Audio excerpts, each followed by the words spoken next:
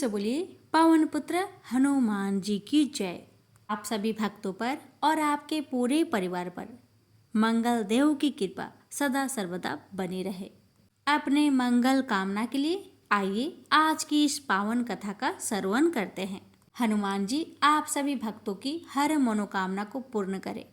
आप सभी भक्तों से हमारी निवेदन है कि कमेंट बॉक्स में मंगल देव की जयकारा अवश्य लगाएं। आइए अब श्रवण करते हैं कथा। व्यास जी ने कहा, एक बार नैमिषारण्य तीर्थ में 80,000 मुनि एकत्र होकर पुराणों के ज्ञाता श्री सूत जी से पूछने लगे, हे महामुने, आपने हमें अनेक पुराणों की कथाएं सुनाई हैं। आप कृपा करके हमें ऐसा व्रत और कथा बताइए जिसके करने से संतान की प्राप्ति हो तथा मनुष्य को रोग शोक अग्नि सर्व दुख आदि का भय दूर हो, क्योंकि कलयुग में सभी जीवों की आयु बहुत कम है। फिर इस पर उन्हें रोग चिंता के कष्ट लगे रहेंगे तो फिर वह श्री हरि के चरणों में अपना ध्यान कैसे लगा सकेंगे। श्री सूत जी बोले, हे मुनियों, आपने लोक कल्याण के लिए बहुत ही उत्तम बात पूछी है। एक बार युधिष्ठिर ने भगवान श्री कृष्ण से लोक कल्याण के लिए यही प्रश्न किया था।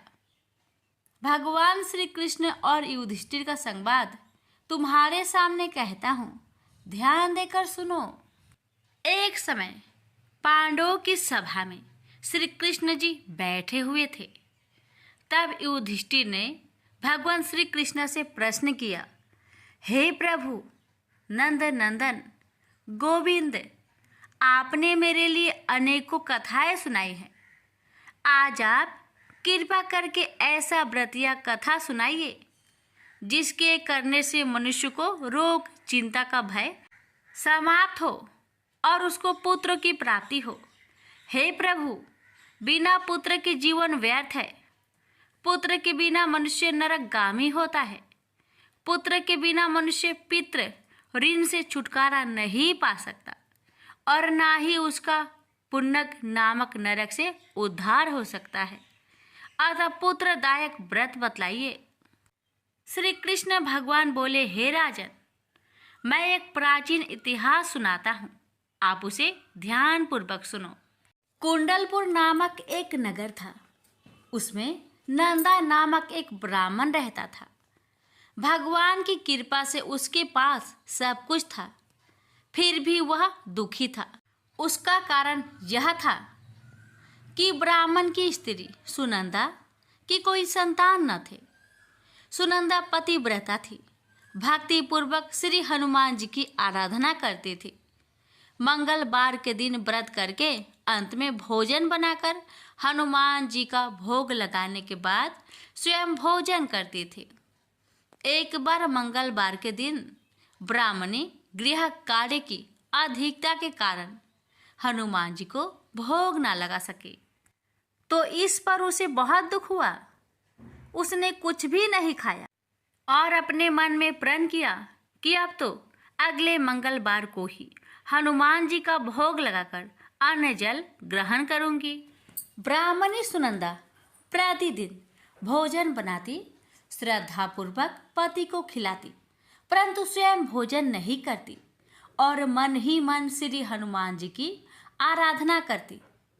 इसी प्रकार 6 दिन गुजर गए और ब्राह्मणी सुनंदा अपने निश्चय के अनुसार भूखी प्यासी निराहार रही। अगले मंगलवार को ब्राह्मणी सुनंदा प्रातः काल ही बेहोश होकर गिर पड़ी। ब्राह्मणी सुनंदा की इस असीम भक्ति के प्रभाव से श्री हनुमान जी बहुत प्रसन्न हुए और प्रकट होकर बोले, सुनंदा, मैं तेरी भक्ति से बहुत प्रसन्न हूँ, तू उठ और वर मांग। सुनंदा अपने आराध्य देव श्री हनुमान जी को देखकर आनंद की अधिकता से विह्वल हो श्री हनुमान जी के चरणों में गिरकर बोली, हे प्रभु, मेरे कोई संतान नहीं है, कृपा करके मुझे संतान प्राप्ति का आशीर्वाद दे, आपकी अति कृपा होगी। श्री महावीर जी बोले, तेरी इच्छा पूर्ण होगी, तेरे एक कन्या पैदा होगी, उसके अष्टांग प्रतिदिन सोना दिया करेंगे। इस प्रकार कहकर श्री महावीर जी अंतर्ध्यान हो गए। ब्राह्मणी सुनंदा बहुत हर्षित हुई और सभी समाचार अपने पति से कहा। ब्राह्मण देव कन्या का वरदान सुनकर कुछ दुखी हुआ, परंतु सोना मिलने की बात सुनी तो बहुत प्रसन्न हुआ। विचार किया कि ऐसी कन्या के साथ मेरी निर्धनता भी समाप्त हो जाएगी। श्री हनुमान जी की कृपा से वह ब्राह्मणी गर्भवती हुई और 10वें महीने में उसे बहुत ही सुंदर पुत्री प्राप्त हुई। यह बच्ची अपने पिता के घर में ठीक उसी तरह बढ़ने लगी जिस प्रकार शुक्ला पक्ष की चंद्रमा बढ़ता है। 10वें दिन ब्राह्मण ने उस बालिका का नामकरण संस्कार कराया। उसके कुल पुरोहित ने उस बालिका का नाम रत्नावली रखा, क्योंकि यह कन्या सोना प्रदान किया करती थी। इस कन्या ने पूर्व जन्म में बड़े ही विधान से मंगल देव का व्रत किया था। रत्नावली का अष्टांग बहुत सा सोना देता था। उस सोने से नंदा ब्राह्मण बहुत ही धनवान हो गया। अब ब्राह्मणी भी बहुत अभिमानी करने लगी। समय बीतता रहा। अब रत्नावली 10 वर्ष की हो चुकी। एक दिन जब नंदा ब्राह्मण प्रसन्नचित्त था, तब सुनंदा ने अपने पति से कहा, मेरी पुत्री रत्नावली विवाह की योग हो गई है, अतः आप कोई सुंदर तथा योग वर देकर इसका विवाह कर दे। यह सुन ब्राह्मण बोला, अभी तो रत्नावली बहुत छोटी है। तब ब्राह्मणी बोली, शास्त्रों की आज्ञा है कि कन्या 8वें वर्ष में गौरी, 9 वर्ष में रोहिणी, 10वें वर्ष में कन्या, इसके पश्चात रजवाला हो जाती है। गौरी के दान से पाताल लोक की प्राप्ति होती है, रोहिणी के दान से वैकुंठ लोक की प्राप्ति होती है, कन्या के दान से इंद्रलोक में सुखों की प्राप्ति होती है। अगर हे पतिदेव रजवाला का दान किया जाता है तो घोर नरक की प्राप्ति होती है। इस पर ब्राह्मण बोला, अभी तो रत्नावली मात्र 10 ही वर्ष की है और मैंने तो 16-16 साल की कन्याओं का विवाह कराए हैं, अभी जल्दी क्या है। तब ब्राह्मणी सुनंदा बोली, आपको तो लोभ अधिक हो गया है। शास्त्रों में कहा गया है कि माता पिता और बड़ा भाई रजवाला कन्या को देखते हैं तो वह अवश्य नरकगामी होते हैं। तब ब्राह्मण बोला, अच्छी बात है, कल मैं अवश्य ही योग वर की तलाश में अपना दूत भेजूंगा। दूसरे दिन ब्राह्मण ने अपने दूत को बुलाया और आज्ञा दी कि जैसी सुंदर मेरी कन्या है वैसा ही सुंदर वर उसके लिए तलाश करो। दूत अपने स्वामी की आज्ञा पाकर निकल पड़ा। पंपई नगर में उसने एक सुंदर लड़के को देखा। यह बालक एक ब्राह्मण परिवार का बहुत गुणवान पुत्र था। इसका नाम सोमेश्वर था। दूत ने इस सुंदर व गुणवान ब्राह्मण पुत्र के बारे में अपने स्वामी को पूर्ण विवरण दिया। ब्राह्मण नंदा को भी सोमेश्वर अच्छा लगा और फिर शुभ मुहूर्त में विधि पूर्वक कन्यादान करके ब्राह्मण ब्राह्मणी संतुष्ट हुए। परंतु ब्राह्मण के मन तो लोभ समाया हुआ था। उसने कन्यादान तो कर दिया था, पर वह बहुत खिन्न भी था। उसने विचार किया कि रत्नावली तो अब चली जाएगी और मुझे इससे जो सोना मिलता था वह अब मिलेगा नहीं। मेरे पास जो धन था कुछ तो इसके विवाह में खर्च हो गया और जो शेष बचा है वह भी कुछ दिनों के पश्चात समाप्त हो जाएगा। मैंने तो इसका विवाह करके बहुत बड़ी भूल कर दी है। अब कोई ऐसा उपाय हो कि रत्नावली मेरे घर में ही बनी रहे, अपने ससुराल ना जावे। लोभ रूपी राक्षस ब्राह्मण के मस्तिष्क पर छाता जा रहा था। रात भर अपनी सैया पर बेचैनी से करवटें बदलते बदलते उसने एक बहुत ही क्रूर निर्णय लिया।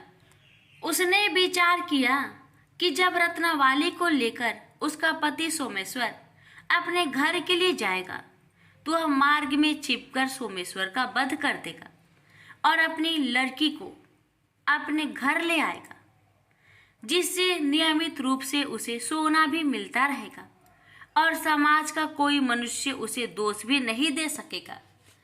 प्रातःकाल हुआ तो नंदा और सुनंदा ने अपने जामाई तथा लड़की को बहुत सारा धन देकर विदा किया। सोमेश्वर अपनी पत्नी रत्नावली को लेकर ससुराल से अपने घर की तरफ चल दिया। ब्राह्मण नंदा महालोभ के वशीभूत हो अपने मति खो चुका था। पाप पुण्य को उसे विचार न रहा था।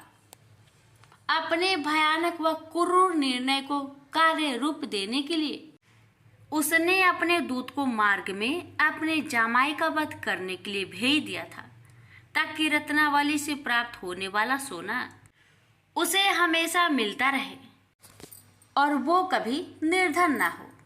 ब्राह्मण के दूत ने अपने स्वामी की आज्ञा का पालन करते हुए उसके जमाई सोमेश्वर का मार्ग में ही वध कर दिया। समाचार प्राप्त कर ब्राह्मण नंदा मार्ग में पहुंचा और रुदन करते अपनी पुत्री रत्नावली से बोला, हे पुत्री, मार्ग में लुटेरों ने तेरे पति का वध कर दिया है। भगवान की इच्छा के आगे किसी का कोई बस नहीं चलता है। अब तू घर चल, वहां पर ही रहकर शेष जीवन व्यतीत करना। जो भाग्य में लिखा है वही होगा। अपने पति की अकाल मृत्यु से रत्नावली बहुत दुखी हुई। करुण क्रंदन व रुदन करते हुए अपने पिता से बोली, हे पिताजी, इस संसार में जिस स्त्री का पति नहीं है उसका जीना व्यर्थ है। मैं अपने पति के साथ ही अपने शरीर को जला दूंगी और सती होकर अपने इस जन्म को माता पिता के नाम को तथा सास ससुर के यश को सार्थक करूंगी। ब्राह्मण नंदा अपनी पुत्री रत्नावली के वचनों को सुनकर बहुत दुखी हुआ। विचार करने लगा, मैंने व्यर्थ ही जामाई वध का पाप अपने सिर लिया। रत्नावली तो उसके पीछे अपने प्राण तक देने को तैयार हो। मेरा तो दोनों तरफ से मरण हो गया। धन तो अब मिलेगा नहीं। जामाई वध के पाप के फलस्वरूप यम यातना भी भुगतनी पड़ेगी। यह सोचकर वह बहुत खिन्न हुआ। सोमेश्वर की चिता बनाई गई। रत्नावली सती होने की इच्छा से अपने पति का सिर अपनी गोद में रखकर चिता में बैठ गई। जैसे ही सोमेश्वर की चिता को अग्नि लगाई गई, वैसे ही प्रसन्न हो मंगलदेव वहां प्रकट हुए और बोले, हे रत्नावली, मैं तेरी पति भक्ति से बहुत प्रसन्न हूँ, तू वर मांग। रत्नावली ने अपने पति का जीवन दान मांगा। तब मंगलदेव बोले, रत्नावली, तेरा पति अजर अमर है, यह महाविद्वान भी होगा और इसके अतिरिक्त तेरी जो इच्छा हो वर मांग। तब रत्नावली बोली, हे ग्रहों के स्वामी, यदि आप मुझ पर प्रसन्न हैं तो मुझे यह वरदान दीजिए कि जो भी मनुष्य मंगलवार के दिन प्रातः काल लाल पुष्प लाल चंदन से पूजा करके आपका स्मरण करे, उसको रोग व्याधि ना हो, सज्जनों का कभी वियोग ना हो, सर्प अग्नि तथा शत्रुओं का भय ना रहे। जो स्त्री मंगलवार का व्रत करे वह कभी विधवा ना हो। मंगलदेव तथास्तु कहकर अंतर्ध्यान हो गए। सोमेश्वर मंगलदेव की कृपा से जीवित हो उठा। रत्नावली अपने पति को पुनः प्राप्त कर बहुत प्रसन्न हुई और मंगलदेव का व्रत प्रत्येक मंगलवार को करके व्रतराज और मंगलदेव की कृपा से इस लोक में सुख ऐश्वर्य को भोगते हुए अंत में अपने पति के साथ स्वर्गलोक को गई। प्रेम से बोलिए मंगल देव की जय। हनुमान जी का पंचमुखी रूप बहुत ही दिव्य और चमत्कारी माना गया है। मान्यता है इस रूप में बजरंगबली की पूजा करने से आपके जीवन में सुख शांति स्थापित होती है और सभी कष्ट दूर हो जाते हैं। तो आइए श्रवण करते हैं हनुमान जी की पंचमुखी अवतार की पावन गाथा। ये बात उस समय की है जब लंका में महाबलशाली मेघनाद के साथ बड़ा ही भीषण युद्ध चला। अंततः मेघनाथ मारा गया। रावण जो अब तक मद में चूर था, राम सेना खास तौर पर लक्ष्मण का पराक्रम सुनकर थोड़ा तनाव में आ गया। रावण को कुछ दुखी देखकर रावण की माँ केकसी ने उसके पाताल में बसे दो भैया अहिरावण और महिरावण की याद दिलाई। रावण को याद आया कि यह दोनों तो उसके बचपन के मित्र रहे हैं। लंका का राजा बनने के बाद उनकी सुध ही नहीं ले रही थी। रावण यह भली प्रकार जानता था कि अहिरावण व महिरावण तंत्र मंत्र के महापंडित, जादू टोने के धनी और माँ कामाक्षी के परम भक्त है। रावण ने उन्हें बुला भेजा और कहा कि वह अपने छल बल कौशल से श्री राम व लक्ष्मण का सफाया कर दे। यह बात दूतों के जरिए विभीषण को पता लग गई। युद्ध में अहिरावण व महिरावण जैसे परम मायावी के शामिल होने से विभीषण चिंता में पड़ गए। विभीषण को लगा कि भगवान श्री राम और लक्ष्मण जी की सुरक्षा व्यवस्था कड़ी करनी पड़ेगी। बहुत सोच विचार करके उन्हें लगा कि इसका जिम्मा हनुमान जी को ही सौंप देना चाहिए। राम लक्ष्मण जी का कुटिया लंका में सुबेल पर्वत पर बना हुआ था। हनुमान जी ने भगवान श्री राम की कुटिया के चारों ओर एक सुरक्षा का कवच खींच दिया था। कोई जादू टोना, तंत्र मंत्र का असर या मायावी राक्षस इसके भीतर नहीं घुस सकते थे। अहिरावण और महिरावण श्री राम और लक्ष्मण जी को मारने उनकी कुटिया तक पहुँचे, पर इस सुरक्षा घेरे के आगे उनकी एक ना चली, वह असफल रहे। ऐसे में उन्होंने एक चाल चली। महिरावण विभीषण का रूप धर के कुटिया में घुस गया। राम और लक्ष्मण पत्थर के सपाट शिलाओं पर गहरी नींद से सो रहे थे। दोनों राक्षस ने बिना आहट के दोनों भाई भगवान राम और लक्ष्मण जी को उठा लिया और अपने निवास पाताल की ओर लेकर चल दिए। विभीषण लगातार सतर्क थे। उन्हें कुछ देर में ही पता चल गया कि कोई अनहोनी घट चुकी है। विभीषण को अहिरावण पर शक था। उन्हें राम लक्ष्मण की जान की चिंता बहुत सताने लगी। विभीषण ने हनुमान जी को महिरावण के बारे में बताते हुए कहा कि वे उसका पीछा करें। लंका में अपने रूप में घुसना राम भक्त हनुमान के लिए ठीक न था, सो उन्होंने पंछी का रूप धारण कर लिया और पंछी का रूप में ही निकुंभला नगर में पहुंच गए। निकुंभला नगरी में पंछी रूप धरे हनुमान जी ने कबूतर और कबूतरी को आपस में बात करते हुए सुना। कबूतर और कबूतरी एक दूसरे से कह रहे थे कि अब रावण की जीत पक्की है। अहिरावण व महिरावण राम लक्ष्मण को बलि चढ़ा देंगे, बस सारा युद्ध समाप्त हो।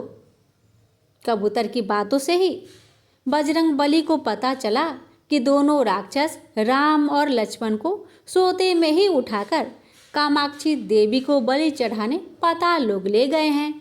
हनुमान जी वायु के वेग से रसातल की ओर बढ़े और तुरंत वहां पहुंचे। हनुमान जी को रसातल के प्रवेश द्वार पर एक अद्भुत पहरेदार मिला। इसका आधा शरीर बानर का और आधा शरीर मछली का था। उसने हनुमान जी को पाताल में प्रवेश करने से रोक दिया। द्वार पर हनुमान जी से बोला कि मुझको परास्त किए बिना तुम्हारा भीतर जाना संभव नहीं है। दोनों में घमासान लड़ाई हुई। हनुमान जी की आशा के विपरीत यह बड़ा ही बलशाली और कुशल योद्धा निकला। दोनों ही बड़े बलशाली थे। दोनों में बहुत भयंकर युद्ध हुआ, परंतु वह बजरंग बली के आगे टिक नहीं सका। आखिरकार हनुमान जी ने उसे परास्त कर दिया और उस द्वारपाल की प्रशंसा करने से अपने आप को रोक नहीं पाए। तब हनुमान जी ने उस वीर से पूछा कि हे वीर, तुम कौन हो? अपना परिचय तो दो। तुम्हारा स्वरूप भी कुछ ऐसा है कि उसे देखकर मुझे कौतूहल हो रहा है। उस वीर ने उत्तर दिया, मैं हनुमान का पुत्र हूँ और एक मछली से पैदा हुआ हूँ। मेरा नाम है मकर ध्वज। हनुमान जी ने यह सुना तो बड़े ही आश्चर्य में पड़ गए। वह वीर की बात सुनने लगे। मकर ध्वज ने कहा, लंका दहन के बाद हनुमान जी समुद्र में अपनी अग्नि शांत करने के लिए पहुँचे। उस समय उनके शरीर से गिरते पसीने में से एक बूंद मेरी माँ के मुख में चला गया और उसी से मेरी माँ गर्भवती हो गई। उसी से मेरा जन्म हुआ है। हनुमान जी ने जब यह सुना तो मकर ध्वज को बताया कि वह कोई और नहीं, स्वयं हनुमान है। यह सुनकर मकर ध्वज ने हनुमान जी के चरण स्पर्श किए और हनुमान जी ने भी अपने बेटे को गले से लगा लिया और वहां आने का पूरा कारण बताया। उन्होंने अपने पुत्र से कहा कि अपने पिता के स्वामी की रक्षा में सहायता करो। मकर ध्वज ने हनुमान जी को बताया कि कुछ ही देर में राक्षस बलि के लिए आने वाले हैं। बेहतर होगा कि आप रूप बदलकर कामाक्षी के मंदिर में जाकर बैठ जाइए। उनको सारी पूजा झरोखे से करने को कहे। हनुमान जी ने पहले तो मधुमक्खी का भेष धारण कर माँ कामाक्षी के मंदिर में घुस गए। हनुमान जी ने माँ कामाक्षी को नमस्कार कर सफलता की कामना की और फिर पूछा, हे माँ, क्या आप वास्तव में श्री राम जी और लक्ष्मण जी की बलि चाहती हैं? हनुमान जी के इस प्रश्न पर माँ कामाक्षी ने उत्तर दिया कि नहीं, मैं तो दुष्ट अहिरावण व महिरावण की बलि चाहती हूँ। यह दोनों मेरे भक्त तो है पर अधर्मी और अत्याचारी भी है। आप अपने प्रयत्न करो, सफल रहोगे। मंदिर में 5 दीप जल रहे हैं, अलग अलग दिशाओं और स्थान पर। माँ ने कहा, यह दीप अहिरावण ने मेरी प्रसन्नता के लिए जलाए हैं। जिस दिन इस 5 दीपक को एक साथ ही बुझा दिया जाएगा, उस दिन इन दोनों राक्षस का अंत सुनिश्चित हो जाएगा। इस बीच गाजे बाजे का शोर सुनाई पड़ने लगा। अहिरावण महिरावण बलि चढ़ाने के लिए आ रहे थे। हनुमान जी ने अब माँ कामाक्षी का रूप धरा। जब अहिरावण और महिरावण मंदिर में प्रवेश करने ही वाले थे कि हनुमान जी का महिला स्वर गूंजा। हनुमान जी बोले, मैं कामाक्षी देवी हूँ और आज मेरी पूजा झरोखे से करो। झरोखे से पूजा आरंभ हुई। ढेर सारा चढ़ावा माँ कामाक्षी को झरोखे से चढ़ाया जाने लगा। अंत में बंधन बलि के रूप में राम लक्ष्मण जी को उसी में डाला गया। दोनों बंधन में बेहोश थे। हनुमान जी ने तुरंत उन्हें बंधन मुक्त किया। अब पाताल लोक से निकलने की बारी थी, पर उससे पहले माँ कामाक्षी के सामने अहिरावण महिरावण की बलि देकर उनकी इच्छा पूरी करनी थी और दोनों राक्षसों को उनके किए की सजा भी देना था। अब हनुमान जी ने मकर ध्वज को कहा कि वह अचेत अवस्था में लेटे हुए भगवान राम और लक्ष्मण का खास ख्याल रखे और उसके साथ मिलकर दोनों राक्षसों के खिलाफ युद्ध छेड़ दिया। पर यह युद्ध आसान नहीं था। अहिरावण और महिरावण बड़ी मुश्किल से मरते तो फिर 5-5 के रूप में जिंदा हो जाते। इस विकट स्थिति में मकर ध्वज ने बताया कि अहिरावण की एक पत्नी नागकन्या है। अहिरावण उसे बलात्कार लाया है। वह उसे पसंद नहीं करती पर मन मार के उसके साथ है। वह अहिरावण की राज जाननी होगी। उससे उसकी मौत का उपाय पूछा जाए। अब उसके पास जाए और सहायता मांगे।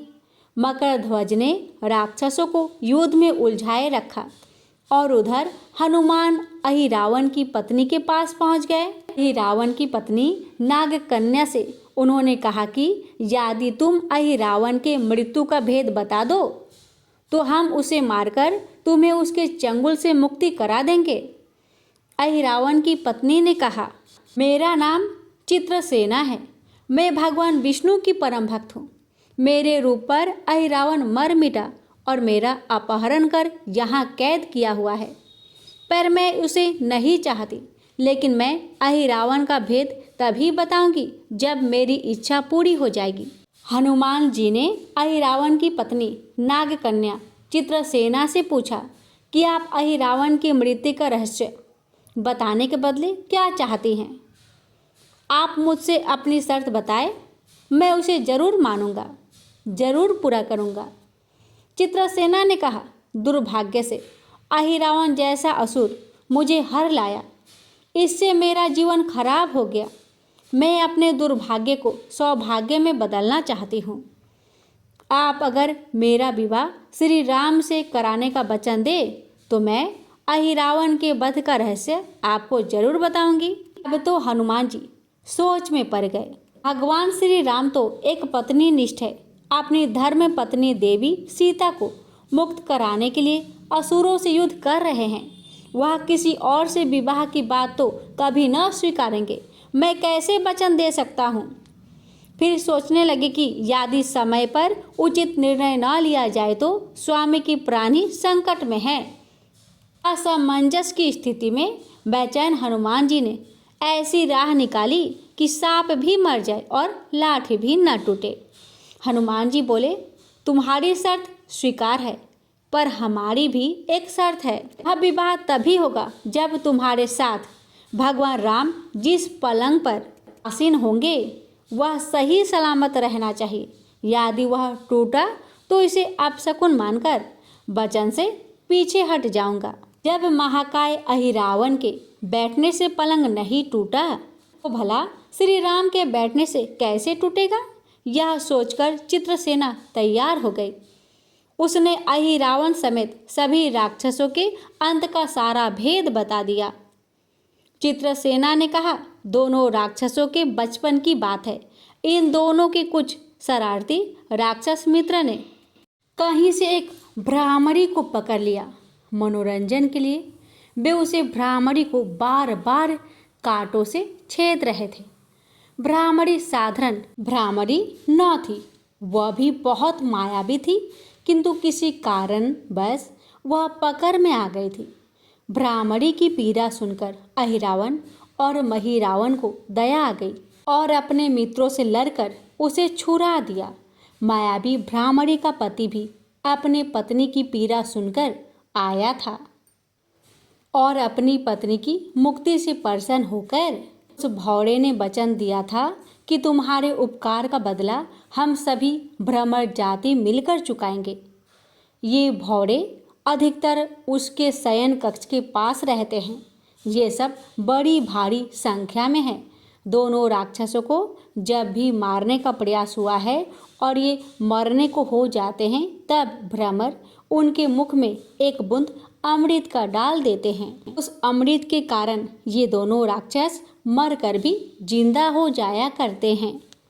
इनके कई कई रूप उसी अमृत के कारण हैं। इन्हें जितनी बार फिर से जीवित किया जाता है उनके उतने नए रूप बन जाते हैं। इसलिए आपको पहले इस भौरों को मारना होगा। हनुमान जी रहस्य जानकर लौटे।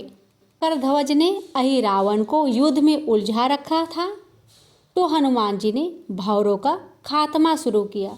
वे आखिर हनुमान जी के सामने कहाँ तक टिकते। जब सारे भ्रमर खत्म हो गए और केवल एक बचा तो वह हनुमान जी के चरणों में लौट गया। उसने हनुमान जी से प्राण रक्षा की याचना की। हनुमान जी पसीज गए। उन्होंने उसे क्षमा करते हुए एक काम सौंपा। हनुमान जी बोले, मैं तुम्हें प्राण दान देता हूँ, पर एक शर्त पर कि तुम यहाँ से तुरंत चले जाओगे और अहिरावण की पत्नी के पलंग की पार्टी में घुसकर जल्दी से जल्दी उसे पूरी तरह खोखला बना दोगे। और तत्काल चित्रसेना की पलंग की पार्टी में घुसने के लिए प्रस्थान कर गया। और अहिरावण और महिरावण को अपने चमत्कार के लुप्त होने से बहुत अचरज हुआ और उन्होंने मायावी युद्ध जारी रखा। भ्रमरों को हनुमान जी ने समाप्त कर दिया। फिर भी हनुमान जी के हाथों अहिरावण और महिरावण का अंत नहीं हो पा रहा था। यह देखकर हनुमान जी कुछ चिंतित हुए। फिर उन्हें कामाक्षी देवी का वचन याद आया। देवी ने बताया था कि अहिरावण की सिद्धि है कि जब पांचों दीपकों को एक साथ बुझाएंगे तभी वे नए नए रूप धारण करने में असमर्थ होगा और उसका वध हो सकेगा। हनुमान जी ने तत्काल पंचमुखी रूप धारण कर लिए। उत्तर दिशा में वाराह मुख, दक्षिण दिशा में नरसिंह मुख, पश्चिम में गरुड़ मुख, आकाश की ओर हयग्रीव मुख एवं पूर्व दिशा में हनुमान जी का मुख। उसके बाद हनुमान जी ने अपने पांचों मुख द्वारा एक साथ पांचों दीपक को बुझा दिए। अब उनके बार बार पैदा होने और लंबे समय तक जिंदा रहने की सारी आकांक्षाएं समाप्त हो गई। अब हनुमान जी के हाथों से महिरावण और अहिरावण दोनों मारे गए। इसके बाद उन्होंने श्री राम और लक्ष्मण जी की मूर्छा दूर करने के लिए उपाय किए। दोनों भाई होश में आ गए। चित्रसेना भी वहां आ गई थी। हनुमान जी ने कहा, प्रभु अब आप अहिरावण और महिरावण के छल और बंधन से मुक्त हुए, पर इसके लिए हमें इस नाग कन्या की सहायता लेनी पड़ी थी। अहिरावण इसे बलपूर्वक उठा लाया था। वह आपसे विवाह करना चाहती है। कृपया उससे विवाह कर अपने साथ ले चले, इससे उसे भी मुक्ति मिल जाएगी। श्री राम हनुमान जी की बात सुनकर चकरा गए। इससे पहले कि वह कुछ कह पाते, हनुमान जी ने ही कह दिया, भगवान आप तो मुक्तिदाता है। रावण को मारने का भेद इसी ने बताया है। इसके बिना हम उसे मारकर आपको बचाने में सफल ना हो पाते। कृपा निधान इसे भी मुक्ति मिलनी चाहिए। परंतु आप चिंता ना करें, हम सबका जीवन बचाने वाले के प्रति बस इतना ही कीजिए कि आप बस इस पलंग पर बैठिए, बाकी का काम मैं संपन्न करवाता हूँ। हनुमान जी इतनी तेजी से सारे कार्य करते जा रहे थे कि इससे भी राम जी और लक्ष्मण जी दोनों चिंता में पड़ गए। वह कोई कदम उठाते कि तब तक हनुमान जी ने भगवान राम की बाह पकड़ ली। हनुमान जी ने भावावेश में प्रभु श्री राम की बाह पकड़कर चित्रसेना के उस सजे धजे विशाल पलंग पर बिठा दिया। भगवान राम कुछ समझ पाते कि तभी पलंग की खोखली पाटी चरचराकर टूट गई। पलंग धराशायी हो गई। चित्रसेना भी जमीन पर आ गिरी। हनुमान जी हंस पड़े और फिर चित्रसेना से बोले, अब तुम्हारी शर्त तो पूरी हुई नहीं, इसलिए यह विवाह नहीं हो सकता। तुम मुक्त हो और हम तुम्हें तुम्हारे लोग भेजने का प्रबंध करते हैं। अब तो चित्रसेना समझ गई कि उसके साथ छल हुआ है। उसने कहा कि उसके साथ छल हुआ है। मर्यादा पुरुषोत्तम के सेवक उनके सामने किसी के साथ छल करे, ये तो बहुत ही अनुचित है। मैं हनुमान को श्राप दूंगी। चित्रसेना ने हनुमान जी को श्राप देने ही जा रही थी। श्री राम का सम्मोहन भंग हुआ। वह इस पूरे नाटक को समझ गए। उन्होंने चित्रसेना को समझाया, मैंने एक पत्नी धर्म से बंधे होने का संकल्प लिया है, इसलिए हनुमान जी को यह करना पड़ा। उन्हें क्षमा कर दो। क्रोधित चित्रसेना तो उनसे विवाह करने की जिद पकड़ी बैठी थी। श्री राम ने कहा, मैं जब द्वारपर में श्री कृष्ण अवतार लूँगा तब तुम्हें सत्यभामा के रूप में अपनी पटरानी बनाऊंगा। इससे वह मान गई। हनुमान जी ने चित्रसेना को उसके पिता के पास पहुंचा दिया। चित्रसेना को प्रभु ने अगले जन्म में पत्नी बनाने का वरदान दिया था। भगवान विष्णु की पत्नी बनने की चाह में उसने स्वयं को अग्नि में भस्म कर लिया। श्री राम और लक्ष्मण मकरध्वज और हनुमान जी सहित वापस लंका में सुबेल पर्वत पर लौट आए। प्यारे भक्तों, ये थी पंचमुखी हनुमान जी की पावन कथा।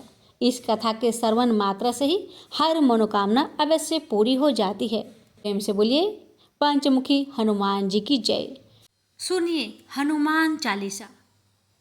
श्री गुरु चरण सरोज रजे, निज मनु मुकरु सुधारी। बरनउ रघुबर बिमल जसु, जो दायकु फल चारि। बोधिहीन तनु जानिके, सुमिरो पावन कुमार। बल बुद्धि विद्या देहु मोहि, हरहु कलेश विकार। जय हनुमान ज्ञान गुण सागर, जय कपीस तिहु लोक उजागर। राम दूत अतुलित बल धामा, अंजनी पुत्र पवन सुत नामा। महावीर विक्रम बजरंगी, कुमति निवार सुमति के संगी। कंचन बरन विराज सुबेसा, कानन कुंडल कुंचित केसा। हाथ ब्रजो ध्वजा विराजे, कांधे मूज जनेऊ साजे। शंकर सुवन केसरी नंदन, तेज प्रताप महाजगबंदन। विद्यावान गुणी अति चातुर, राम काज करिबे को आतुर। प्रभु चरित्र सुनिबे को रसिया, राम लखन सीता मन बसिया। सूक्ष्म रूप धरि सियाहि दिखावा, विकट रूप धरि लंक जरावा। भीम रूप धरि असुर संहारे, रामचंद्र के काज सवारे। लाए सजीवन लखन जियाए, श्री रघुवीर हरषि उर लाए। रघुपति किन्हि बहुत बड़ाई, तुम मम प्रिय भरतहि सम भाई। सहस बदन तुम्हरो जस गावे, अस कहि श्रीपति कंठ लगावे। सनकादिक ब्रह्मादि मुनीसा, नारद सारद सहित अहिसा। जब कुबेर दिगपाल जहाते, कवि कोविद कहि सके कहाते। तुम उपकार सुग्रीवहि किन्हा, राम मिलाए राजपद दिन्हा। तुमरो मंत्र विभीषण माना, लंकेश्वर भय सब जग जाना।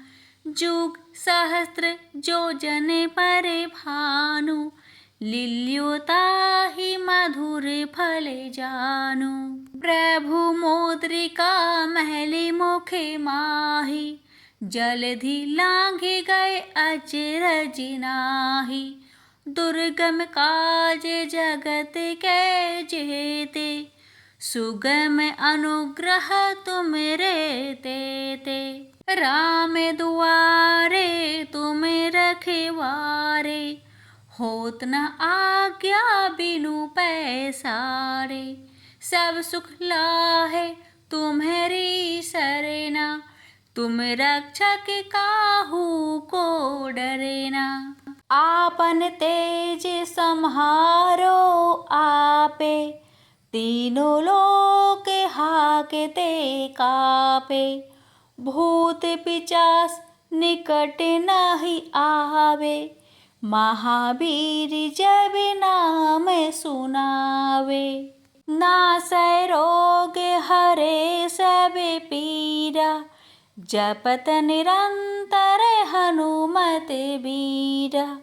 संकट ते हनुमान छुड़ावे, मन क्रम वचन ध्यान जो लावे।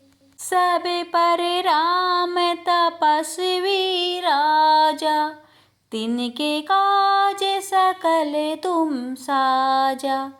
और मनोरथ जो कोई लावे, सोई अमित जीवन फल पावे। चारों जुग परताप तुम्हारा, है प्रसिद्ध जगत उजियारा। साधु संत के तुम रखवारे, असुर निकंदन राम दुलारे। अष्ट सिद्धि नौ निधि के दाता, असबर दीन जानकी माता। राम रसायन तुम्हारे पासा, सदा रहो रघुपति के दासा। तुम्हारे भजन राम को पावे, जन्म जन्म के दुख बिसरावे। अंतकाल रघुबर पुर जाई, जहाँ जन्म हरि भक्त कहाई। और देवता चितना धराई, हनुमत सेवी सर्व सुख कराई। संकट कटे मिटे सब पीरा, जो सुमिरे हनुमत बलवीरा। जय जय जय हनुमान गोसाई, कृपा करहु गुरुदेवी की नाई। जो सत बार पाठ कर कोई, छूट ही बंदी महासुख होई। जो यह पढ़े हनुमान चालीसा, होई सिद्धि साखी गौरीसा। तुलसीदास सदा हरि चेहरा, की जयनाथ हृदय महडेरा। पवन तनया संकट हरन, मंगल मूर्ति रूप। राम लखन सीता सहित, हृदय बसहु सुर भूप। प्रेम से बोलिए महावीर जी की जय। श्री मंगलवार की आरती। आरती की जय हनुमान लला की, दुष्ट दल ने रघुनाथ कला की। जाके बल से गिरिवर कांपे, रोग दोष जाके निकट न झाके। अंजनी पुत्र महाबलदाई, संतन के प्रभु सदा सहाय। देवीरा रघुनाथ पठाए, लंका जाड़ी सिया सुधिलाए। लंका कोट समुद्र सिखाए, जाते पावन सुत बार न लाए। लंका जाड़ी असुर सब मारे, राजा राम के काज सवारे। लक्ष्मण मूर्छित परे, धरनी पे आनि सजीवन प्राण उबारे। पैठी पाताल तोड़ी यमकारे, अहि रावण की भुजा उखारे। बाएं भुजा सब असुर संहारे, दाहिने भुजा सब संत उबारे। आरती करत सकल सुर नर नारी, जय जय जय हनुमान उचारी। कंचन थार कपूर की बाती, आरती करत अंजनी माई। जो हनुमान जी की आरती गावे, बसी बैकुंठ अमर फल पावे। लंका विध्वंस किशोर घुराई, तुलसीदास स्वामी कीर्ति गाई। आरती की जय हनुमान लला की, दुष्ट दल ने रघुनाथ कला की। प्रेम से बोलिए पवन पुत्र हनुमान की जय।